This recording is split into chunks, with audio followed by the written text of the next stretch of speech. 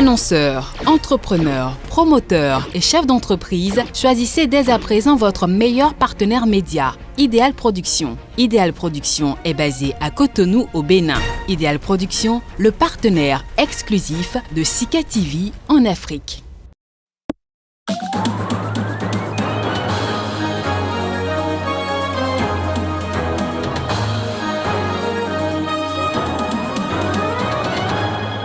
Reprise des négociations sur le barrage sur le Nil, l'Éthiopie, l'Égypte et le Soudan se sont retrouvés à Kinshasa sous la supervision du président Tshisekedi.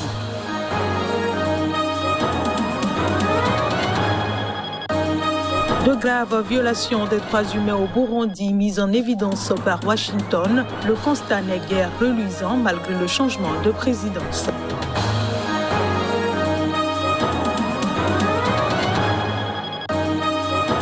Et puis l'Union européenne apporte son soutien à la Libye. Le président du Conseil européen en visite à Tripoli a annoncé le retour dans les prochaines semaines de l'ambassadeur de l'UE dans la capitale libyenne.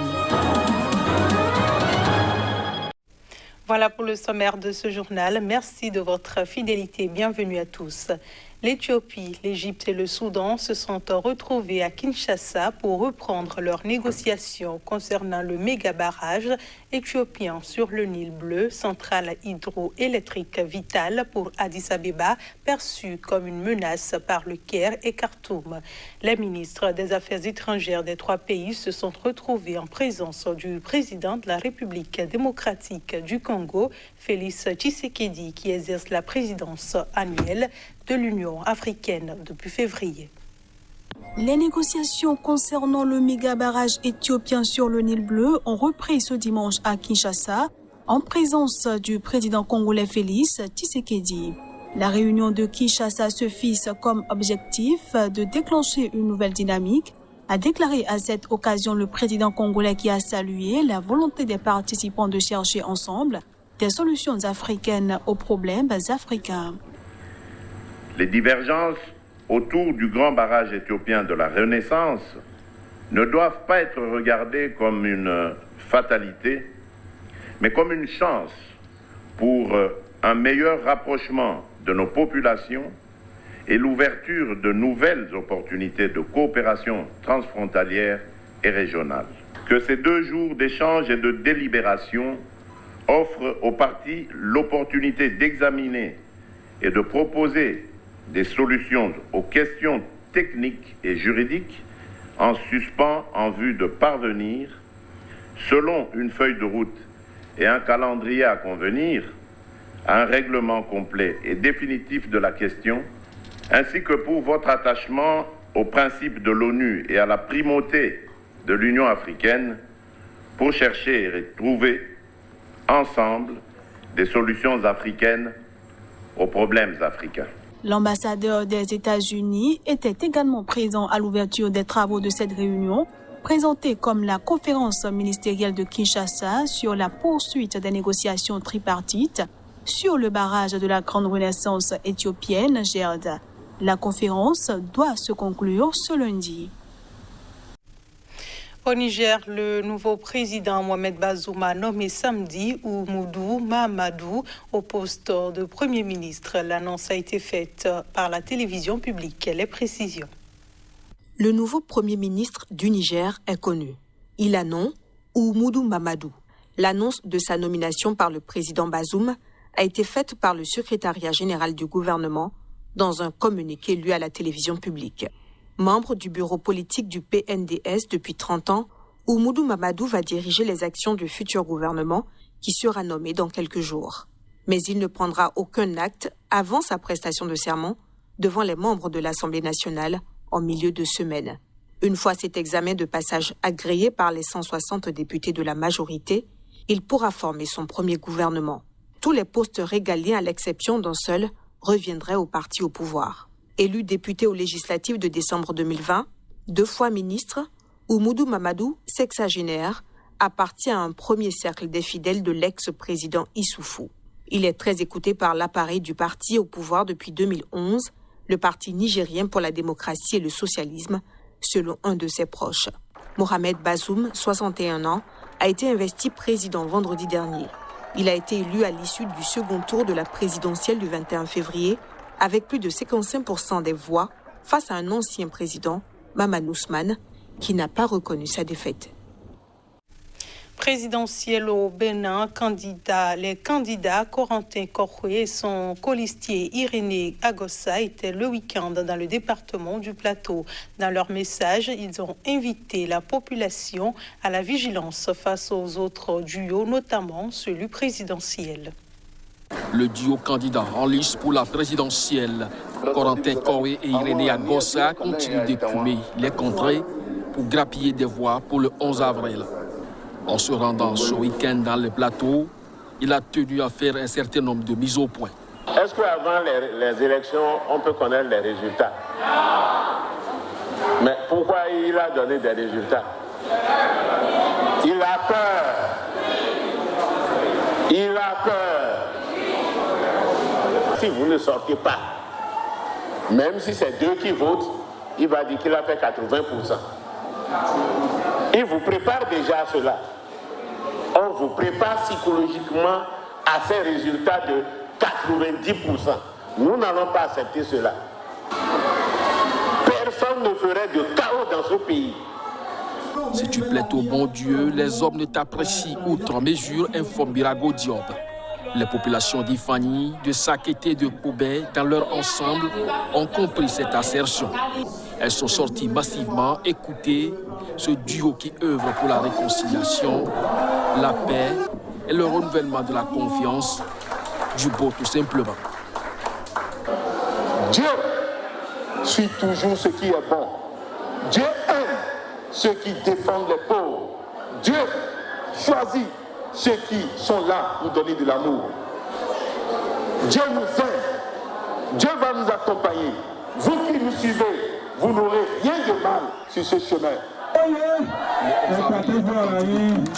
Et le duo Agossa Korhoué est plus que décidé. Dans leurs différentes déclarations durant la campagne, ils se démarquent de faire valoir de la rupture que certains leur collent, à tort ou à raison.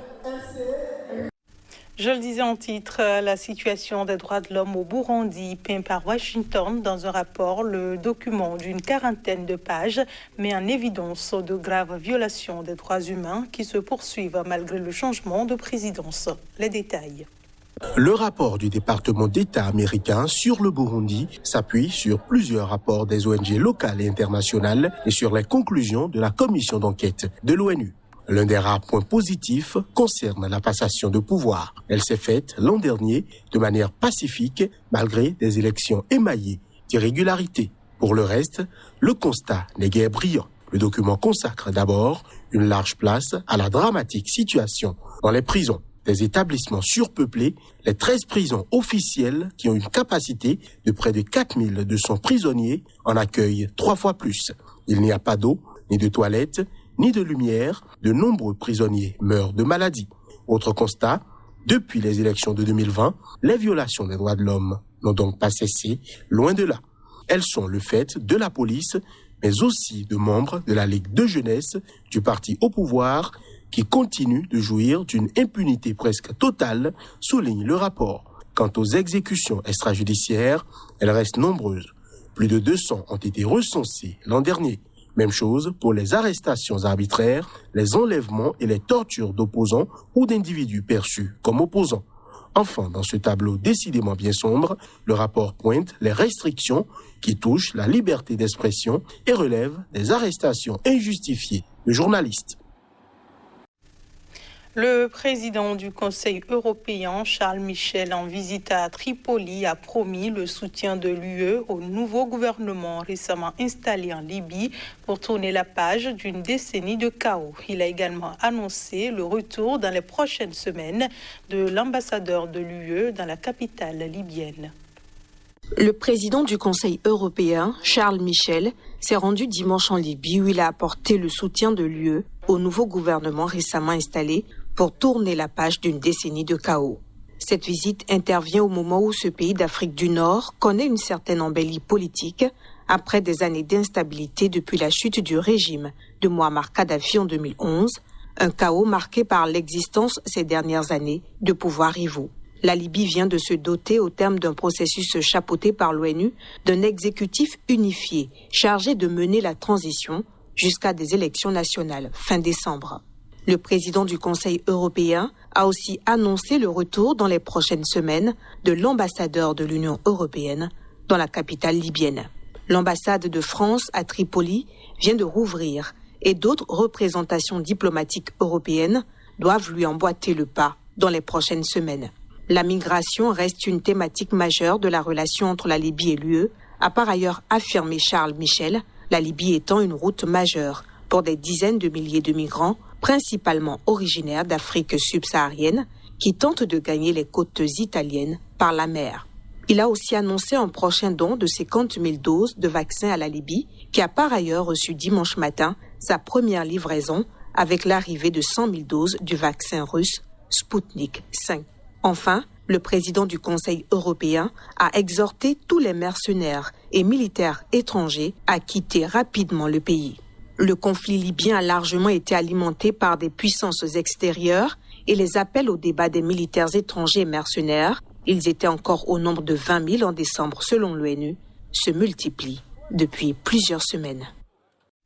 Toujours en Libye, le pays a reçu dimanche une première livraison de vaccins anti-Covid. Ce sont 100 000 doses du vaccin russe Sputnik V qui sont arrivées à Tripoli. Cette réception a lieu au moment où le pays observe une augmentation des cas alors que le système de santé est fragilisé par les conflits. Précision. La Libye a réussi à importer le premier lot de vaccins contre le coronavirus, suivi bientôt par d'autres livraisons. L'annonce a été faite par le Premier ministre sur Twitter. Peu après avoir obtenu la confiance du Parlement, Abdelhamid Beba avait affirmé que l'accès au vaccin était une des priorités de son gouvernement, critiquant la gestion de la crise sanitaire jusqu'alors. Il a appelé les Libyens à s'enregistrer sur la plateforme électronique de vaccination lancée par les autorités début mars pour préparer la campagne de vaccination. Rappelons que le dernier bilan officiel fait état de 162 294 cas de contamination, dont 2 737 morts dans le pays de près de 7 millions d'habitants. Des responsables régionaux de l'Organisation mondiale de la santé ont noté jeudi l'apparition de 2 nouveaux variants du coronavirus en Libye. Le pays a enregistré ces dernières semaines environ 1 millier de nouveaux cas par jour, malgré un accès relativement difficile aux tests PCR pour les Libyens. Les établissements de santé sont souvent saturés par manque de moyens et de matériel. Aucune mesure de confinement n'est actuellement en vigueur et bien que le port du masque soit obligatoire, il est peu suivi dans les lieux publics extérieurs. C'est ici que prend fin ce journal. Merci de nous avoir reçus et bonne suite de programmes sur CIK TV.